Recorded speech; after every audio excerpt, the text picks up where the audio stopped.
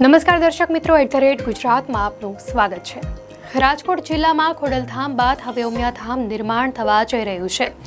સિદ્ધસર બાદ હવે માં ઉમિયાનું ભવ્ય મંદિર કણકોટ ગામ નજીક જશવંતપુર ગામે આકાર લઈ રહ્યું છે, જ્યાં મંદિર ઉપરાંત સેવાશ્રમ, શૈક્ષણિક સંકુલના વિવિધ કાર્યક્રમનું ખાતમુહૂર્ત આજરોજ રાજ્યના મુખ્યમંત્રી ભૂપેન્દ્ર પટેલના હસ્તે કરવામાં આવ્યું છે।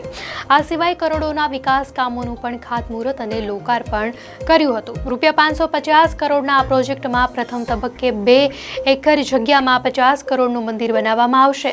આ માટે જશવંતપુર ગામે ન્યારી નદીના કાંઠે 32 વીઘા જમીનની ખરીદી પણ કરવામાં આવી છે, જ્યારે મંદિરની સામે અન્ય 10 એકર જમીન રાજ્ય સરકાર દ્વારા આપવામાં આવી છે।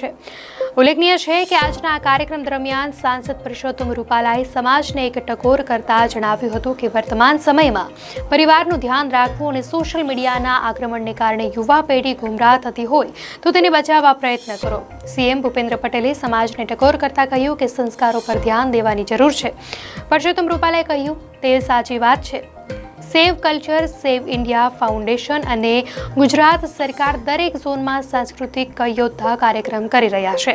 અમદાવાદમાં કાર્યક્રમ કર્યો, હવે આગામી દિવસોમાં સુરત અને રાજકોટમાં કાર્યક્રમ કરીશું।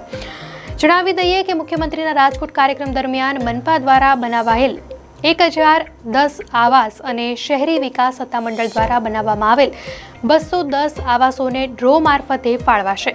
આ ઉપરાંત 22 સીએનજી બસો અને ડ્રેનેજ વિભાગના ઉપયોગ માટેના 7 જેટલી જેટિંગ મશીન વાહનોને ફ્લેગ માર્ચ અપાશે। તો મુખ્યમંત્રી ભૂપેન્દ્ર પટેલના અધ્યક્ષસ્થાને આજે રાજકોટ ખાતે વિશ્વકક્ષાની આંતરમાળખાકીય સુવિધાથી સુસજ્જ અને અંદાજિત ₹150 કરોડના ખર્ચે નિર્માણ થનારી શીતુલ મંજુ પટેલ હોસ્પિટલનો શિલાન્યાસ કરવામાં આવ્યો હતો।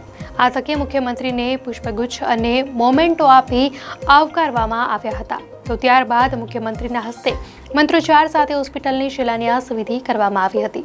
આ પ્રસંગે મુખ્યમંત્રી ભૂપેન્દ્ર પટેલ તેમજ રાજ્ય સરકારનો કૃતજ્ઞતાપૂર્વક આભાર માનતા બીટી સવાણી હોસ્પિટલના ચેરમેન જયંતિ ફળદુએ જણાવ્યું હતું કે સરકારની આયુષ્યમાન યોજના લોકો માટે વરદાનરૂપ બની રહી છે।